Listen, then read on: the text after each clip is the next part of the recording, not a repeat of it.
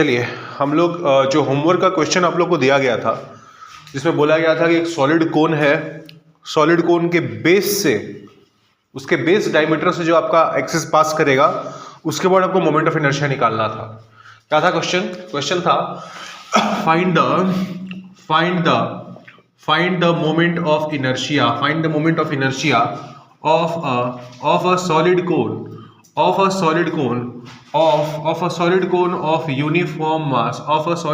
of uniform mass m, base radius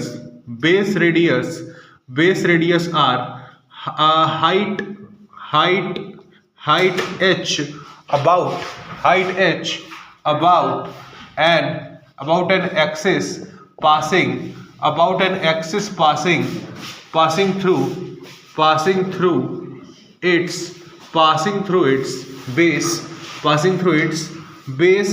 base diameter। ठीक है, ये था आपका क्वेश्चन। इसमें आपको एक सॉलिड कोन पता था, एक सॉलिड कोन था, और इस सॉलिड कोन का आपको बेस रेडियस आपको दे रखा था कैपिटल R, इसका हाइट आपको पता था h, और इसका आपको मोमेंट ऑफ इनर्शिया निकालना था। कहाँ? किस एक्सिस के अबाउट निकालना था?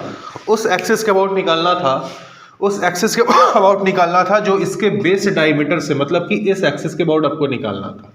ठीक है, सॉलिड कोन का हमने जो मोमेंट ऑफ इनर्शिया निकालना सीखा था क्लास में, वो किस एक्सिस के अबाउट था?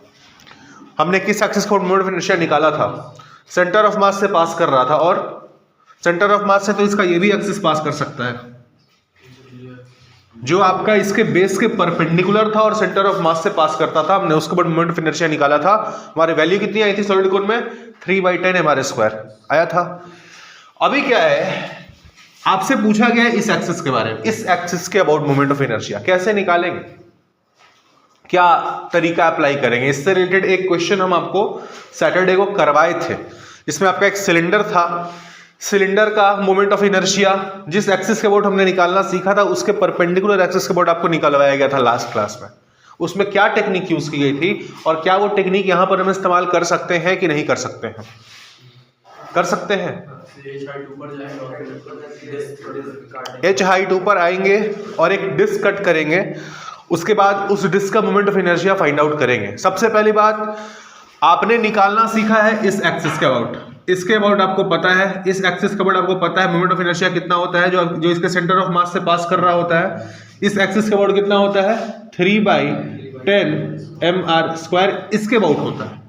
बट हमें चाहिए इसके अबाउट।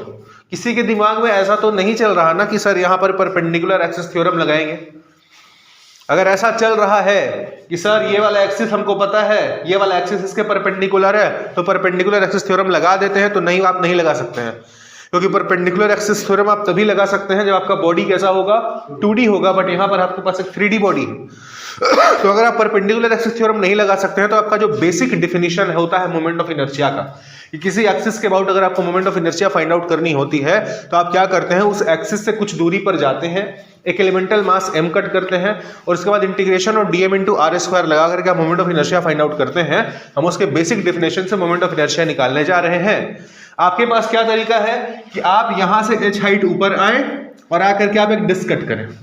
ठीक है, आप ऐसे भी जा सकते हैं। हम जो तरीका अप्लाई करने वाले हैं वो ये करने वाले हैं, हम जो तरीका अप्लाई करेंगे वो ये करेंगे कि हम यहां से इसके एपेक्स पॉइंट से h हाइट नीचे आएंगे, इसके एपेक्स पॉइंट से h हाइट हम नीचे आएंगे और आकर के हम एक डिस्क कट करेंगे, DH थिकनेस का। क्या करेंगे? DH थिकनेस का हम एक डिस्क कट करेंगे यहां से h हाइट नीचे आकर के, राइट। तो ऑटोमेटिकली अगर यहां से आप h हाइट नीचे आए हैं तो इस एक्सिस इसका दूरी कितना हो गया? Capital H minus small h हो गया। बात वही है, आप चाहे यहां से ऊपर जाके निकाल लो h, या फिर आप ऊपर से नीचे और यहां से capital H minus small h कर लो। दोनों तरीके से जब आप निकालेंगे आंसर आपका सेम आएगा। फर्क बस इतना होगा कि इस वाले तरीके में आपका कैलकुलेशन थोड़ा आसान हो जाएगा। ठीक है, तो हमने क्या किया, ऊपर से h हाइट नीचे आए, DH थिकनेस का हमने एक छोटा सा डिस्क कट किया जिसका इस एक्सिस से दूरी कितना है? Capital H minus small h दूरी है, राइट। अब आपको पता है कि सर अगर मेरे को मोमेंट ऑफ इनर्शिया इसके अबाउट निकालना है इसके अबाउट अगर मेरे को मोमेंट ऑफ इनर्शिया निकालना है तो हम क्या करेंगे, elemental mass dm into r perpendicular का होल स्क्वायर, मतलब इस dm मास का यहां से जो परपेंडिकुलर दूरी है उसको लेंगे, उसका स्क्वायर कर देंगे, मेरे को मोमेंट ऑफ इनर्शिया पता चल जाएगी। बट यहां पर क्या हम ये लगा सकते हैं? क्यों नहीं लगा सकते हैं? लास्ट क्लास में भी आपको बताया गया था सिलेंडर के केस में, आपको बताया गया था कि आप डायरेक्टली ये फॉर्मूला नहीं लगा सकते हैं। उसका रीजन ये था कि आपका डिस्क जो है ना, जैसे इस एक्सिस के अबाउट ये रोटेट तो करेगा, बट ये अपने खुद के एक्सिस के अबाउट भी रोटेट कर सकता है। ये जो डिस्क है अपने खुद के एक्सिस के अबाउट भी रोटेट कर सकता है, ऐसा नहीं है कि सिर्फ ये इसके अबाउट ही रोटेट करेगा। तो आपको खुद के एक्सिस के अबाउट जो इसका रोटेशन है उसको भी कंसिडर करना पड़ेगा, मतलब आपको पैरेलल एक्सिस थ्योरम लगाना पड़ेगा। और पैरेलल एक्सिस थ्योरम आपको पता है क्या होता है, DI parallel is equal to DI center of mass plus DM। अब इसका जो परपेंडिकुलर दूरी है that is capital H minus small h का होल स्क्वायर। अब आप लगाएंगे, अब आपको पता चल जाएगा मोमेंट ऑफ इनर्शिया। आ रहा है समझ में? बट यहां पर आपको DM जरूरत होगी, राइट? DM आपको पता करना पड़ेगा कि DM है कितना। तो आपको पूरा पता है, पूरा कौन आपका मास कैसा डिस्ट्रीब्यूटेड है, लीनियर सरफेस या फिर लीनियर डिस्ट्रीब्यूशन है, एरिया डिस्ट्रीब्यूशन है, वॉल्यूमेट्रिक डिस्ट्रीब्यूशन है। मास का वॉल्यूमेट्रिक डिस्ट्रीब्यूशन है। वॉल्यूमेट्रिक डिस्ट्रीब्यूशन है तो आप क्या निकालेंगे, लैम्डा निकालेंगे, सिग्मा निकालेंगे, रो निकालेंगे। तो रो क्या होता है, रो होता है total mass upon total volume. That is mass आपको पता है, कोन का वॉल्यूम क्या हो जाएगा, 1/3 pi r square into h, मतलब ये कितना हो जाएगा 3m upon pi r square into h. ये हो गया आपका रो का वैल्यू, राइट? अब अगर इस रो के वैल्यू में ये जो आपका रो का वैल्यू आया, ये क्या है, मास पर यूनिट वॉल्यूम, मतलब यूनिट वॉल्यूम का मास है। अगर हम इस डिस्क का वॉल्यूम dv, अगर मान लेते हैं कि इस डिस्क जो आपने डिस्क कट किया है इसका वॉल्यूम अगर dv है, तो अगर आप इस dv वॉल्यूम को इस रो के साथ मल्टीप्लाई कर देंगे तो आपको इस डिस्क का मास dm पता चल जाएगा। तो हम क्या करेंगे, dm is equal to rho into dv करेंगे, और उसके लिए dv मेरे को पता होना चाहिए। तो dv आपको पता है क्या होगा, ये एक छोटा सा सिलेंडर है जिसका हाइट कितना है dh, तो पूरे सिलेंडर का वॉल्यूम क्या होता है, pi r square into H. तो इसका वॉल्यूम कितना हो जाएगा, पाई इंटू इसका रेडियस मान लेते हैं आपका स्मॉल आर, तो pi small r square into dh। इसका dv कितना हो जाएगा, इसका dv हो जाएगा pi small r square into dh। ठीक है, अब अगेन आपको यहां पर r की भी जरूरत पड़ेगी। तो r कैसे हम लोग निकालते थे, सिमिलरिटी का यूज करके निकालते थे। ये वाला जो ट्रायंगल है इस बड़े वाले ट्रायंगल के सिमिलर है, तो आप लिख सकते हैं कि आपका, मान लो आपका ये ट्रायंगल है A, B, C, D, E और आपका ये पॉइंट है F। तो आप बोल सकते हैं कि ट्रायंगल A, और इसको मान लो आपका M पॉइंट है, triangle AMC and triangle AMC and triangle AFC are similar, आप बोल सकते हैं। और आपको पता है कि जब दो ट्रायंगल सिमिलर होते हैं तो दोनों के कॉरेस्पॉन्डिंग साइड्स का रेशियो क्या होता है, इक्वल होता है। तो आप बोल सकते हैं कि AM डिवाइडेड बाई AF क्या हो जाएगा, MC divided by FC। AM आपको पता है स्मॉल h, AF आपको पता है कैपिटल H, MC आपको पता है स्मॉल r जो आपको निकालना है, और FC है आपका कैपिटल R। यहां से आपका स्मॉल r कितना आ गया, capital R upon H into small h, correct? Small r आपको पता चल गया है। अब आप इस स्मॉल r का वैल्यू यहां पर पुट करके dv निकाल सकते हैं। तो आपका dv कितना हो जाएगा, dv आपका हो जाएगा pi into capital R by capital H into small h का होल स्क्वायर इंटू dh।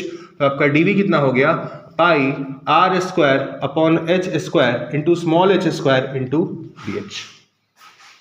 किसी को दिक्कत यहां तक नहीं होनी चाहिए।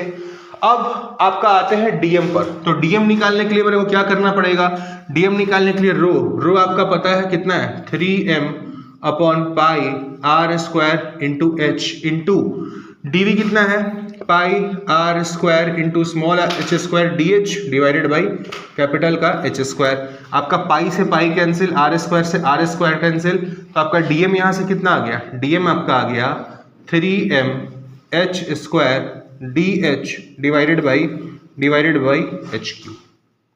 आया, डीएम तक पहुंच चुके हैं, यहां तक लिखिए, इसको मान लेते हैं इक्वेशन 1। इसके बाद फिर हम लोग आगे बढ़ेंगे। सर वहां ट्रायंगल AFE होगा, हाँ AFE होगा, ये ट्रायंगल AFE है, मिस प्रिंट हो गया था, AFC था, AFE होगा वो। हाँ, नीचे भी यहाँ पर भी आपका FE होगा।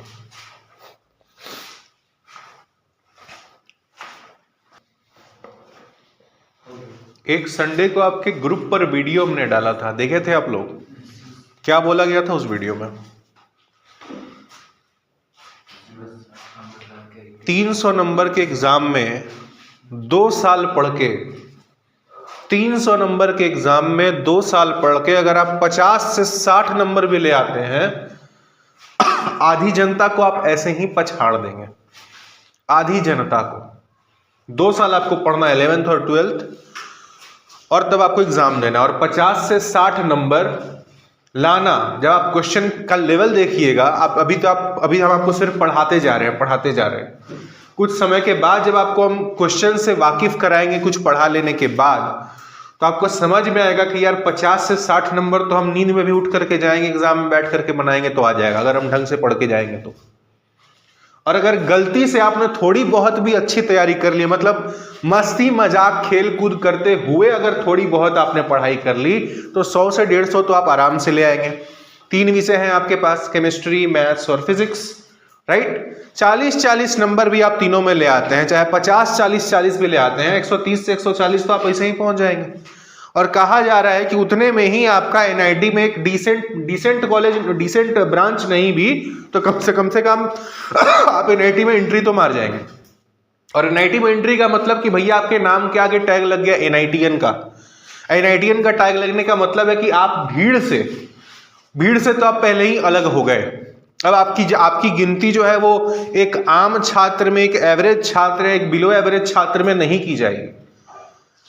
तो आपके सामने वो वीडियो हमने इसलिए डाला था कि आपको पहले से पता हो कि जिस एग्जाम की आप तैयारी कर रहे हैं उसमें 150 नंबर लाना, पहला बात तो कि बिल्कुल भी मुश्किल नहीं है। अगर आप 2 साल अच्छे से ईमानदारी से बैठ करके पढ़ते हैं तो 2 साल अगर आप ईमानदारी से बैठ करके पढ़ जाएंगे, 150 तो बहुत कम है भाई, आप 200 पार करा लोगे।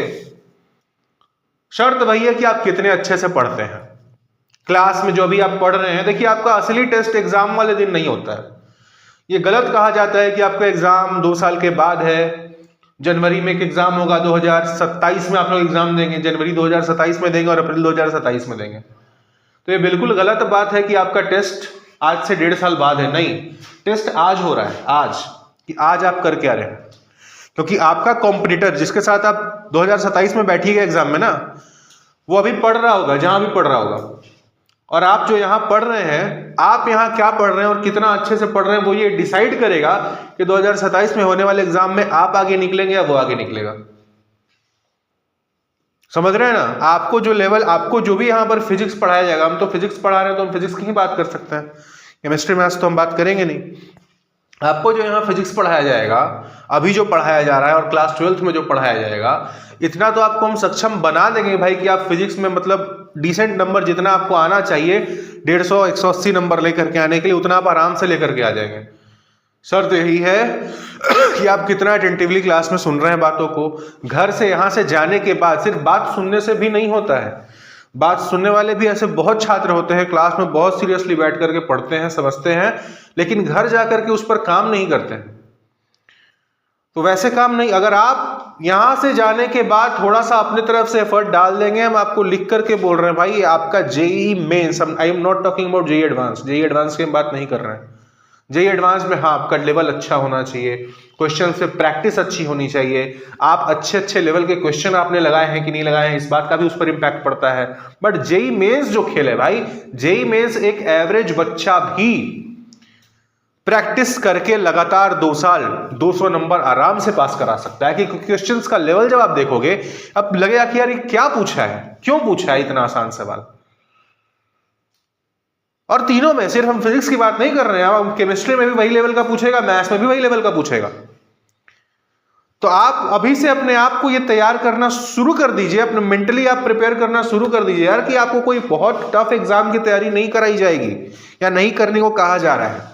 बस यही कहा जा रहा है कि आप 11th और 12th जो पढ़ रहे हैं अच्छे से पढ़िए, ईमानदारी से पढ़िए। क्लास नोट्स को गीता कुरान बाइबल के जैसा एकदम पढ़ लेना है, रट लेना है, एक एक फॉर्मूला, एक एक थ्योरी, एक एक डेरिवेशन, और उसके बाद इतने अच्छे से याद करने के बाद कुछ अच्छे अच्छे क्वेश्चंस लगा लेने हैं, और सारा previous year question, JEE mains का सारा प्रीवियस ईयर क्वेश्चन। और अगर हम लोग साथ चले, क्लास 12th में भी अगर हम लोग साथ रहे, तो जेई मेंस का हर एक सवाल जो प्रीवियस पिछले 10 सालों में पूछा गया है, 2015 से लेकर के 2025 तक, हर चैप्टर में जेई मेंस में जितना सवाल पूछा गया है वो सारा का सारा हम आपको क्लास में करवाने का कोशिश करेंगे। और इतना करने के बाद, ये थ्योरी पढ़ने के बाद, फॉर्मूले याद करने के बाद, जेई मेंस के प्रीवियस ईयर क्वेश्चन लगाने के बाद ऐसा नहीं हो सकता है, बिल्कुल नहीं हो सकता है कि आपका जेई मेंस के एग्जाम में फिजिक्स आपका कमजोर हो, कभी नहीं होगा। समझ रहे हैं ना? तो बिल्कुल ये सब आराम से समझते रहिए और घर से पढ़ के आते रहिए। ये लिख लिए आप लोग, सब लोग? यहां तक समझ में आया? किसी को डाउट नहीं है यहां तक? चलिए, यहां तक हम लोग पहुंच चुके हैं, डीएम का वैल्यू हम लोग निकाल चुके हैं। मेन हमारा फॉर्मूला यही है कि डी आई पैरेलल, मतलब इस एक्सिस के अबाउट जो हम निकालने जा रहे हैं मोमेंट ऑफ इनर्शिया, उसको निकालने के लिए पहले मेरे को सेंटर ऑफ मास जो ये अपने खुद के एक्सिस के अबाउट रोटेट कर रहा है, पहले उसके अबाउट निकाल लो, और उसमें डीएम इंटू इसके भी, इन दोनों एक्सिस के बीच में जो परपेंडिकुलर डिस्टेंस है उसको निकाल के उससे स्क्वायर कर दो। तो अब इस डीएम का वैल्यू जो हमने यहां पर लिखा है, इस डीएम का वैल्यू हम पुट करने जा रहे हैं इस इक्वेशन में। ठीक है, तो आपका डी आई पैरेलल क्या हो जाएगा? डी आई, अच्छा एक बात बताइए, ये जो आपका डिस्क है, डिस्क का जो एक्सिस है, ये वाला एक्सिस डिस्क के प्लेन से पास कर रहा है, what is the moment of inertia of a disc of uniform mass m and radius r about an axis passing through its diameter? कितना होता है? हाँ, mr²/4 होता है। जब आपका ये एक्सिस इस डिस्क के प्लेन के परपेंडिकुलर होता है तब होता है mr²/2। प्लेन के जब पैरेलल होता है तो कितना होता है? mr²/4। तो जब मास m हो और रेडियस कैपिटल R हो तब आपका होता है mr²/4। यहां पर मास कितना है? dm, और रेडियस कितना है? Small r। तो यहां पर आपका dcim कितना हो जाएगा? dicom कितना हो जाएगा? dm into small r²/4 plus ये तो आपका है ही dm into capital H minus small h का होल स्क्वायर। अगेन आपका जो स्मॉल r आया था वो कितना आया था? Capital R/H into small h, यही था ना? देख लो एक बार, कॉपी से मिला लो। Small r is equal to capital capital H into small h, यही था ना? चलो, इस यहां पर भी आपका स्मॉल r आ रहा है, तो हम इस स्मॉल r को यहां पर भी पुट करके इसको h के टर्म्स में लिखने जा रहे हैं। क्या हो जाएगा ये? dm/4 इंटू स्मॉल r का स्क्वायर, मतलब कैपिटल R का square by capital H square into small h square, plus dm into capital H minus small h का होल स्क्वायर। तो ये क्या बन जाएगा? ये बन जाएगा आपका dm/4 h square capital R square into small h square plus dm into capital H minus small h का होल स्क्वायर। अब आपका जो पूरा इक्वेशन है वो h के टर्म्स में आ चुका है। dm में यहां पर dh है, इसको यहां पर डालेंगे, इंटीग्रेशन करेंगे और आपका आंसर आएगा। आया समझ में? चलिए, तो इस dm को इस इक्वेशन में पुट कर दिया जाए, इसको मिटा दें ऊपर से। चलो जी, तो डी आई पैरेलल का वैल्यू यहां तक हम लोग निकाल चुके हैं, और अब हम हमारा जो डीएम का वैल्यू है वो इस इक्वेशन में पुट करने जा रहे हैं। तो पुट करेंगे तो क्या आएगा मेरा? यहां पर है आपका DM, that is 3m by h cube, 3m by h cube into h square dh, ये हो गया आपका डीएम। ठीक है, और डीएम को डिवाइड करना है 4h स्क्वायर से, तो 1/4h स्क्वायर इंटू मल्टीप्लाई करना है किससे? r square small h square से। ठीक है भी, प्लस डीएम फिर से यहां लिखिए 3m by 3m small h square dh upon capital H cube into capital H minus small h का होल स्क्वायर। ये क्या वैल्यू देगा आपको? ये वैल्यू देगा आपको डी आई पैरेलल का। ठीक है, अब क्या करना है? इसको सारे को एक टर्म्स को एक तरफ ले आइए, तो ये आपका बना देगा 3/4, ये हो जाएगा 3/4, और h cube into h square कितना हो गया? h to the power 5। ठीक है, इधर आपका capital R square m into capital R square m भी है, m into capital R square h square into h square क्या हो गया? h to the power 4 into dh। किसी को दिक्कत नहीं होनी चाहिए, plus 3m by h cube into h square d h, और इसका स्क्वायर क्या हो जाएगा capital H square plus small h square minus 2h into 2 capital H into small H. ठीक है, इसको और आप एक्सपेंड कीजिए, क्या बन जाएगा ये 3m r square by 4h to the power 5 into h to the power 4 dh plus इसको ब्रैकेट को तोड़िए और इसके साथ मल्टीप्लाई करिए, क्या होगा ये 3m by h cube into ये आपका एच स्क्वायर, क्या बन जाएगा ये एच स्क्वायर। एक काम करो, कैपिटल एच स्क्वायर को इधर लिखो, capital H square into h square d H, ठीक है, plus 3m by h cube, और ये एच स्क्वायर इंटू ये एच स्क्वायर क्या हो गया H to the power 4 into D H minus 3 into 2 हो गया आपका 6m एच क्यूब इंटू क्या, यहां पर आपका h है, h into h square into h क्या हो गया आपका h क्यूब डी एच। ठीक है, यहां तक कहीं गलती नहीं हुई स्टेप में। चलो जी आगे बढ़ते हैं, इसको मिटा दिया जाए।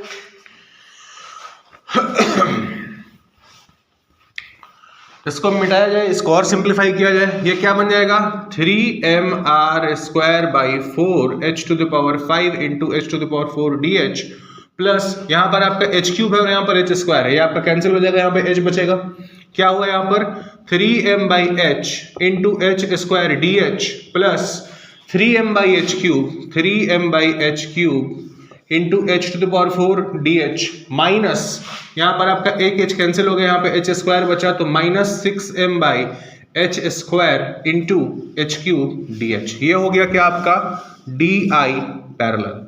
ठीक है, इसको हम इंटीग्रेट करेंगे कहाँ से कहाँ इंटीग्रेट करेंगे बताइए, 0 टू h, हाइट कहाँ से कहाँ वेरी कर रहा है 0 से लेकर के कैपिटल H, तो इंटीग्रेशन कर दीजिए 0 से कैपिटल H, 0 से कैपिटल H, 0 से कैपिटल H, 0 से कैपिटल H, क्या हो जाएगा ये इधर हो जाएगा आपका 3m r square by 4h to the power 5 into h to the power 4 का इंटीग्रेशन क्या h to the power 5 by 5, limit कहाँ 0 टू h प्लस यहाँ पर क्या हो जाएगा 3m by h into h cube by 3, limit कहाँ से कहाँ 0 टू h प्लस यहाँ पर क्या हो जाएगा 3m by h cube into h to the power 5 by 5, limit कहाँ से कहाँ हो जाएगा 0 to h minus 6m by h square into इसका क्या हो जाएगा h to the power 4 by 4, limit कहाँ से कहाँ 0 टू h।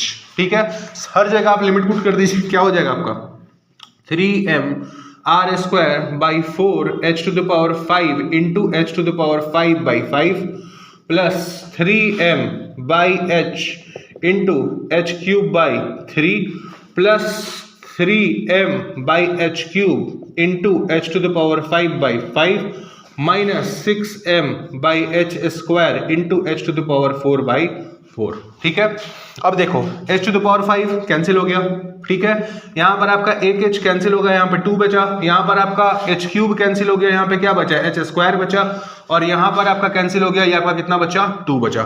सॉल्व कीजिए, कितना हो जाएगा, ये हो जाएगा 3m r square by 20, 3m r square by 20, यहाँ क्या बचा 3 से 3 भी कैंसिल हो जाएगा यहाँ पर, तो अब क्या बचा mh square plus 3mh square by 5, और यहाँ क्या बचा माइनस 6 बाई 4 क्या हो जाएगा 3 बाई 2, आपका 3 बाई 2 हो जाएगा, तो minus 3 by 2 into mh square. ठीक है, इसको और सिंप्लीफाई कीजिए तो ये क्या बनेगा 3 by 20 mr square, 3 by 20 mr square, तो जैसे है वैसे ही रहेगा। इन तीनों का आप ले लो एलसीएम, 1, 5 और 2 का एलसीएम क्या हो जाएगा प्लस एलसीएम हो गया इनका 10, यहाँ पर देखिए 1 बाई 10, तो यहाँ पर आपका हो गया 10mh स्क्वायर प्लस 5 2 मतलब प्लस 6mh स्क्वायर माइनस 2 5 मतलब माइनस 15mh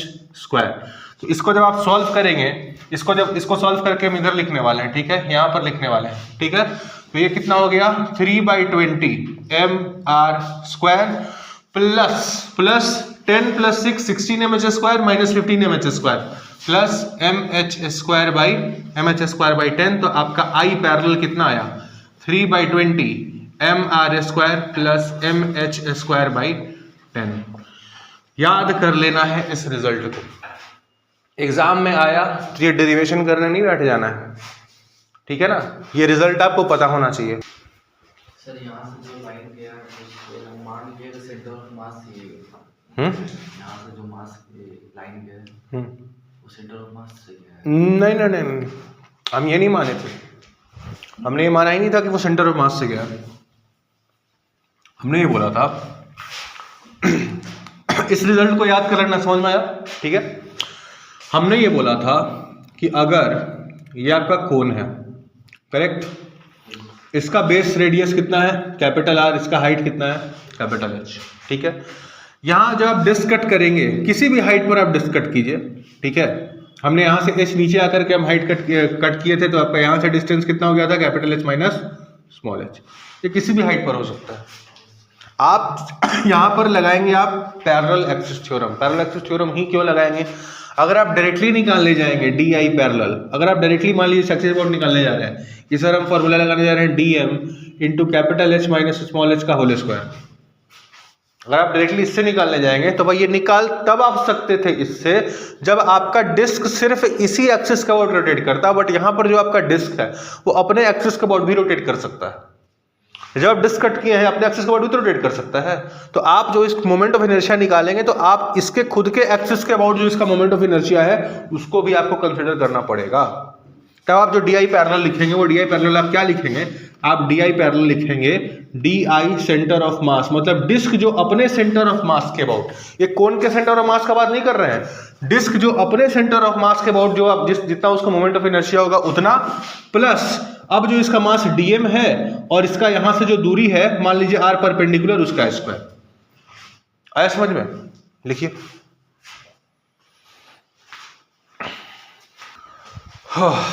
चलिए क्वेश्चन बना दीजिए। क्वेश्चन है कि आपका एक रॉड है, ये आपका एक रॉड है जिसका मास यूनिफॉर्म मास m पता है, टोटल लेंथ आपको l पता है, इसको आपने इस पॉइंट के अबाउट हिंज किया हुआ है, फिक्स किया हुआ है, ठीक है। इस रॉड को आप रेस्ट से छोड़ते हैं, ग्राउंड से ऊपर आपने इस रॉड को कहीं इस पॉइंट पर फिक्स किया हुआ है और आप टाइम t इक्वल टू 0 पर इस रॉड को जैसे ही छोड़ेंगे उस वक्त इसकी एंगुलर एक्सेलरेशन क्या होगी। Find the angular acceleration alpha when the rod is released from rest in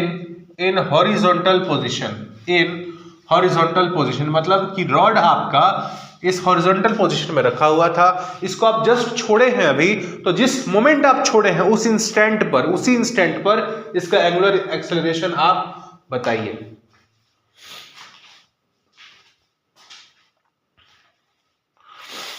चलिए देखिए, जब आप इस रॉड को छोड़ेंगे इमीडिएटली आपको, जब आप इसको छोड़ेंगे तो क्या होगा, ये रॉड नीचे आएगा, इस पॉइंट के बाद घूमेगा। क्यों नीचे आएगा, क्योंकि अर्थ जो नीचे बैठा हुआ है ग्रेविटेशनल फोर्स लगाएगा और इसको अपनी तरफ खींचेगा, यही तो करता है अर्थ, ठीक है। तो ग्रेविटेशनल फोर्स कहां लगाएगा अर्थ, इसके मान लेते हैं सेंटर ऑफ मास पर, इसका सेंटर ऑफ मास कहीं यहां पर है, इस सेंटर ऑफ मास पर ग्रेविटेशनल फोर्स लगाएगा।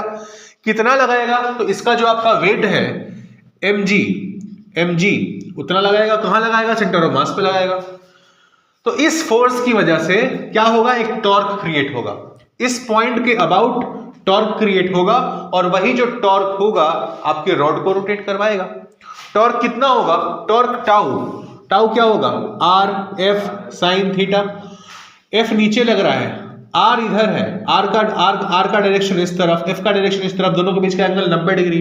तो टॉर्क कितना हो गया, आर इंटू एफ, मतलब कितना mg फोर्स f और r का वैल्यू कितना है l/2।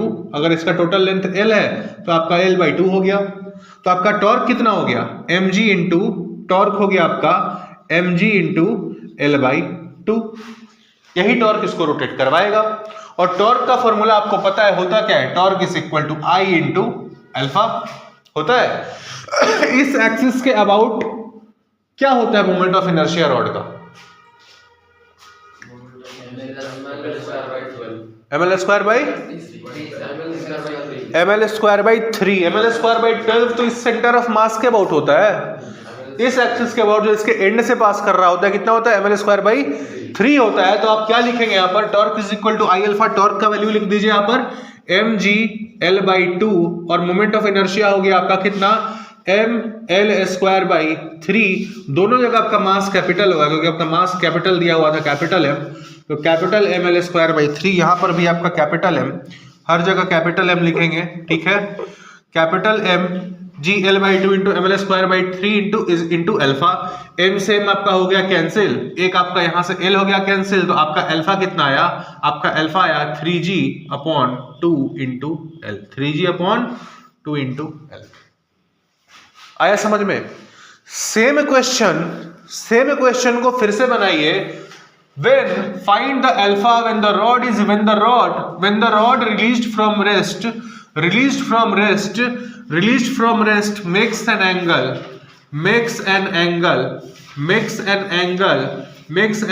37 degree with the horizontal। मतलब ये आपका रॉड था, इसको आपने रेस्ट से रिलीज किया था, जब ये घूम करके हॉरिजॉन्टल से 37 डिग्री बना रहा होगा उस वक्त इसका angular acceleration alpha find out करना है। कीजिए, देखिए जी, ये आपका रॉड है, अभी आपका हॉरिजॉन्टल है, जब आपने इसको छोड़ा है कुछ देर के बाद क्या होगा कि ये रॉड आपका घूम करके इस पोजीशन में आ जाएगा जहां पर ये क्या करेगा, आपका हॉरिजॉन्टल से कितना एंगल बनाएगा, 37 डिग्री बनाएगा। और इजी इंस्टेंट पर जब ये 37 डिग्री बनाएगा आपको एंगुलर एक्सेलरेशन अल्फा की वैल्यू फाइंड आउट करनी है, ठीक है। क्या करेंगे, फिर से वही स्टेप फॉलो करना है। Tau is equal to I alpha, torque का वैल्यू निकालेंगे, आई अल्फा से इक्वेट करेंगे, अल्फा आपका निकलेगा। यहां पर कौन घुमा रहा होगा, वही ग्रेविटी घुमा रहा होगा, और तो कोई है नहीं घुमाने वाला। तो ग्रेविटी कहां लगेगा, सेंटर ऑफ मास पे ही लगेगा, मतलब ग्रेविटी आपका लग रहा है किधर, m इंटू जी, करेक्ट। पिछले केस में आपने क्या कर दिया था, डायरेक्टली कर दिया था r इंटू एफ, मतलब आपका mg को आपने डायरेक्टली परपेंडिकुलर डिस्टेंस से मल्टीप्लाई कर दिया था। यहां पर क्या सेम चीज करेंगे, मतलब क्या यहां पर हम mg को इसका जो आपका l/2 है क्या उससे मल्टीप्लाई करेंगे, नहीं करेंगे। क्यों, क्योंकि पिछले केस में दोनों के बीच का एंगल 90 डिग्री हो जा रहा था, तो torque is equal to r into f आ रहा था। यहां पर आप वो काम नहीं करेंगे, यहां पर आप क्या करेंगे, ये जो आपका mg है, करेक्ट, इस mg को आप दो कंपोनेंट्स में डिवाइड कर दीजिए, एक आपका इस तरफ, दूसरा आपका इस तरफ, राइट। तो आप अगर आप इस कंपोनेंट में डिवाइड करना चाहेंगे तो आपको ये वाला एंगल पता करना पड़ेगा, ये वाला एंगल है कितना होगा ये वाला एंगल, कौन बताएगा। हाँ, ये एंगल mg जो यहां पर बना रहा है, ये वाला एंगल, ये एंगल कितना होगा,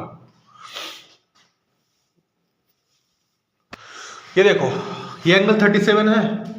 अगर आप इसको, इस वाले एंगल को देखो और इस वाले एंगल को देखो, अगर ये 37 है तो ये भी 37 होगा अल्टरनेट इंटीरियर एंगल से, और अगर ये 37 है तो ये 90 है, और ये अगर 90 है तो ये कितना हो गया, 90 माइनस 37 दैट इज 53 आया, तो ये एंगल आपका 53 आ गया। तो अब इस mg का आप इधर कंपोनेंट निकालेंगे तो कितना आएगा, mg cos 53, और आप इधर कंपोनेंट निकालेंगे तो ये कितना आएगा, mg sin 53। अब आप बताइए, ये जो आपका फोर्स का दो कंपोनेंट आया, इन दोनों कंपोनेंट में से कौन सा कंपोनेंट है जो इसको रोटेट करवा रहा है, mg cos 53 रोटेट करवा रहा है या mg sin 53 रोटेट करवा रहा है, mg sin 53। क्यों, क्योंकि mg cos 53 जो है ये तो आपका इसी पॉइंट से पास कर रहा है, तो ये रोटेट तो नहीं करवाएगा ना, रोटेट तो ये वाला करवाएगा। तो आपको ये फोर्स का वैल्यू पता चल गया, और ये जो फोर्स का दूरी है इस सेंटर पॉइंट से, ये कितना है आपका l/2 है। तो क्या आप यहां पर इसको l/2 से मल्टीप्लाई कर सकते हैं टॉर्क निकालने के लिए, क्योंकि इसके बीच में और l/2 के बीच में एंगल कितना है, 90 डिग्री। तो आपका टॉर्क कितना हो गया, टॉर्क हो गया आपका mg sin 53, mg sin 53 into l/2, और अब आप इसको इक्वेट कर सकते हैं किससे, i इंटू अल्फा से। तो ये mg sin 53 का वैल्यू क्या, 4/5, तो 4mg/5 into l/2 is equal to i का वैल्यू क्या, ml²/3 इंटू अल्फा। l से आपका l यहां पर हो गया कैंसिल, 2 से आपका यहां पर 2 हो गया कैंसिल, तो अल्फा कितना आया, अल्फा आया, अच्छा आपका m से m भी हो गया यहां पर कैंसिल, तो अल्फा आ गया कितना, 6g/5l। अल्फा कितना आया, 6g/5l। किसी को डाउट है किसी स्टेप में तो पूछ लीजिए।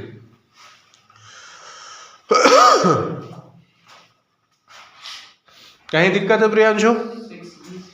6G कैसे आया? यहां पर 3 आया, ml स्क्वायर बाई 3 था, इधर आपका 4 2 से कैंसिल हो गया, यहां पर 2 बचा, 3 इंटू 2 6, m कैंसिल हो चुका था, g बचा हुआ है तो g, और 5 और l आपका नीचे गया तो आपका 6G बाई 5l।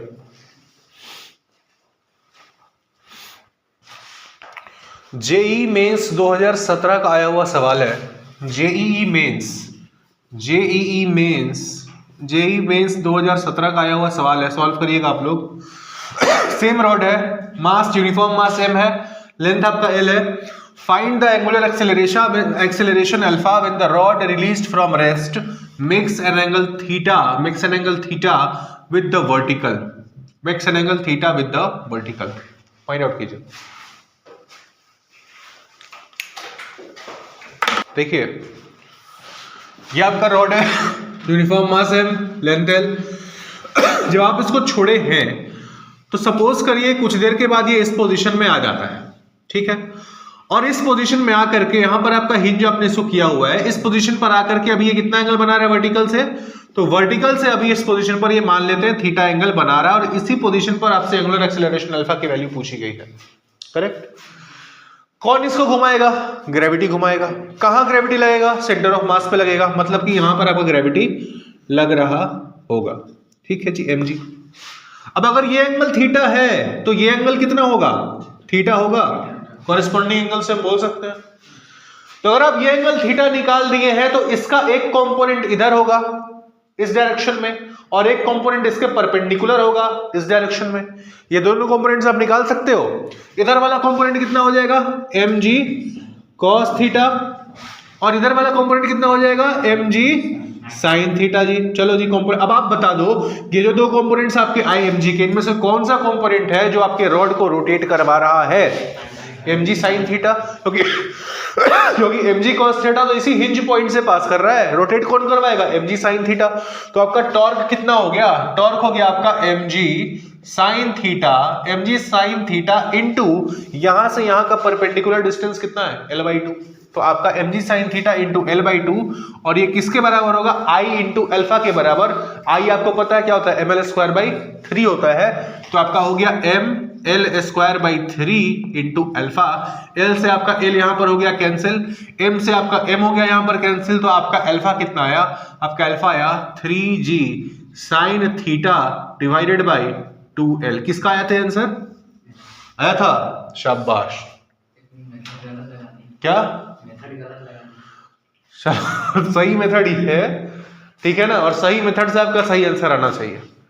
आंसर लिखिए, alpha is equal to 3g sin theta by 2l, लिखिए इसको।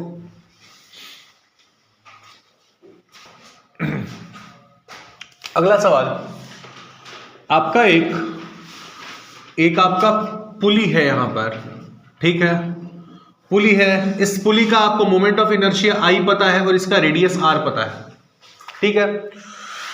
इस पुली से, रोप से, मतलब रस्सी से एक आपका मास लटक रहा है, ब्लॉक लटक रहा है जिसका मास है आपका m, ठीक है। Find the acceleration of block of mass m if there is no slipping between the pulley and the rope। मतलब अगर आपका जो जिस रस्सी से या पुली से टकरा है, अगर उस रस्सी में और पुली के बीच में कोई स्लिपिंग नहीं हो रही है तो इस ब्लॉक M का एक्सीलरेशन आपको बताना है। बताइए।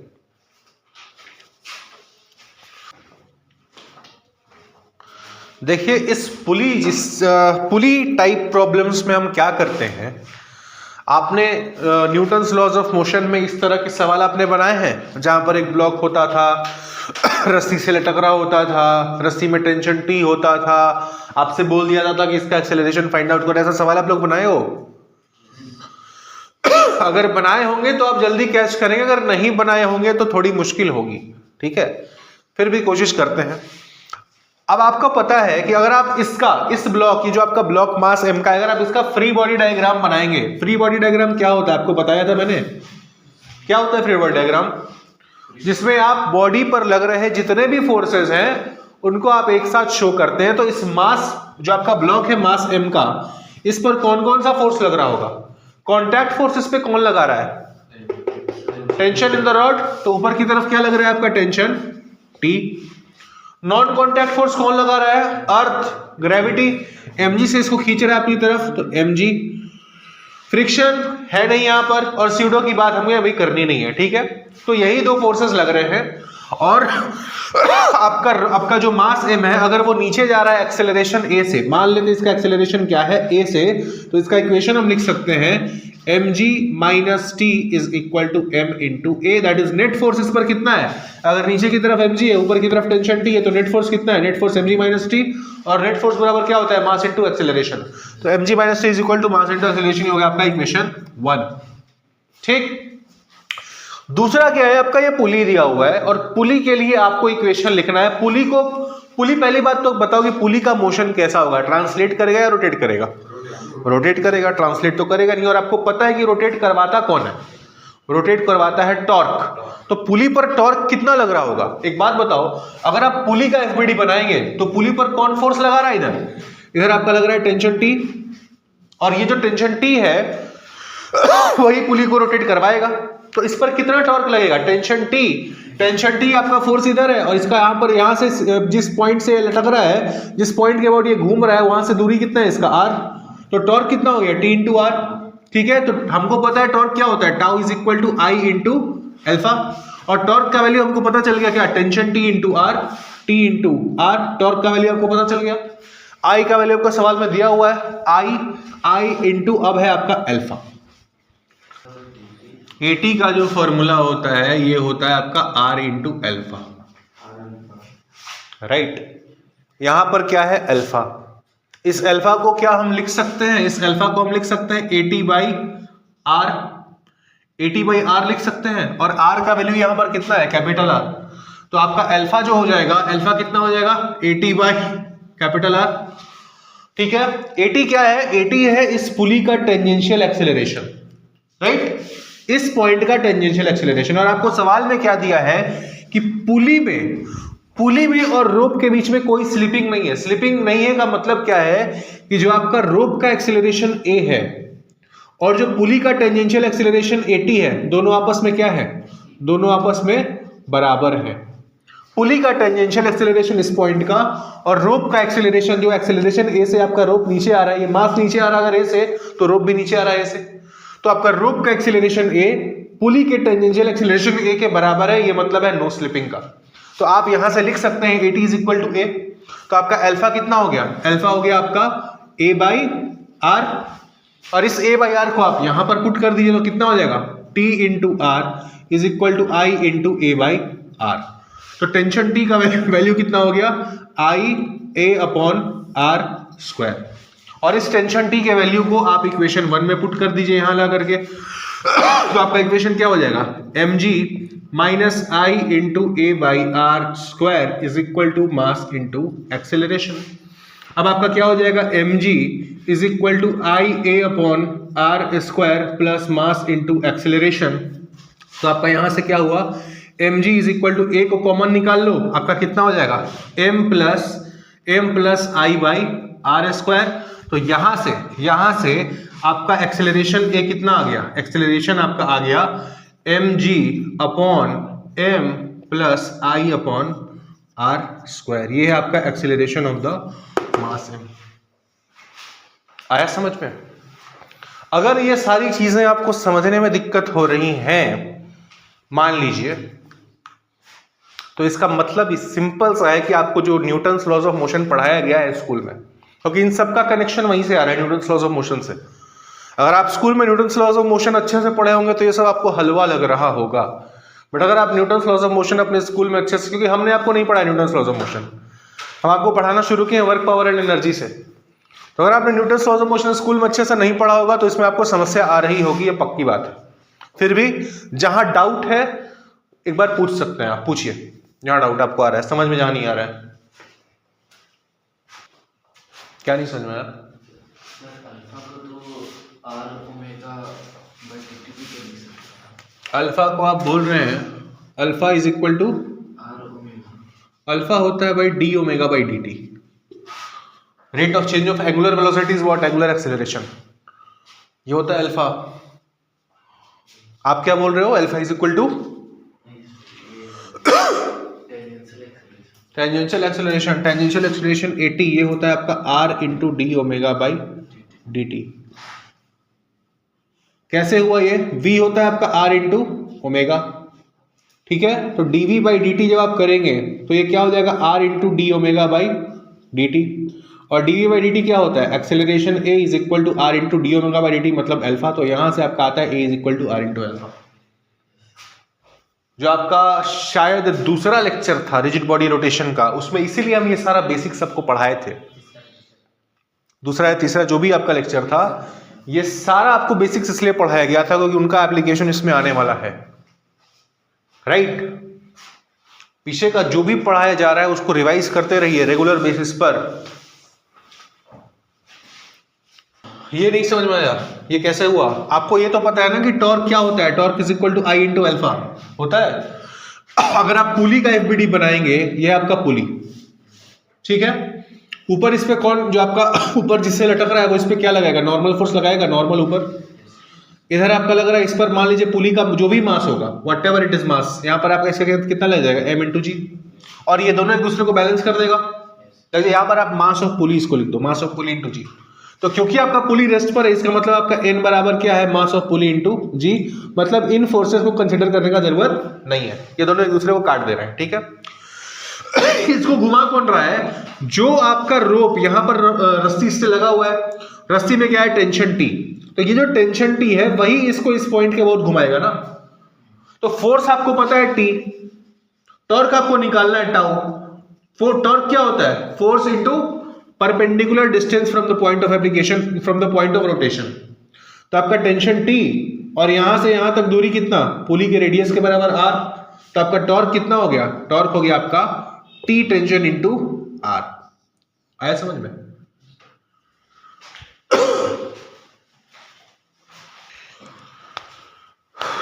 कहीं डाउट है पूछ लीजिए। हम बार बार बोलते हैं अगर अभी डाउट नहीं पूछेंगे तो अगले सवाल में फिर फंसेंगे, फिर वहां नहीं पूछेंगे उसके अगले सवाल में फिर फंसेंगे, फंसते जाएंगे और आपका पूरा बेसिक्स चरमरा जाएगा। उससे बढ़िया है अगर आप चाहते हैं कहीं पर आपको समझ में नहीं आ रहा है तो दोबारा पूछ लीजिए। हो गया सबका? लिख लिए सब लोग? समझ में आ गया सबको? कहीं कोई डाउट नहीं है आपको प्रियांशु? हाँ डाउट तो होगा, इसलिए आपको बोल रहे हैं जो आपके लेक्चर्स छूटे हैं उनको जल्दी से आप कवर कीजिए, तब आपका डाउट होना कम होगा, ठीक है। और आप लोग को कहीं डाउट नहीं है ना? तो कल हम लोग मिलेंगे और इससे आगे का जो आपका टॉपिक है उसको हम लोग स्टार्ट करेंगे, ठीक है। चलिए।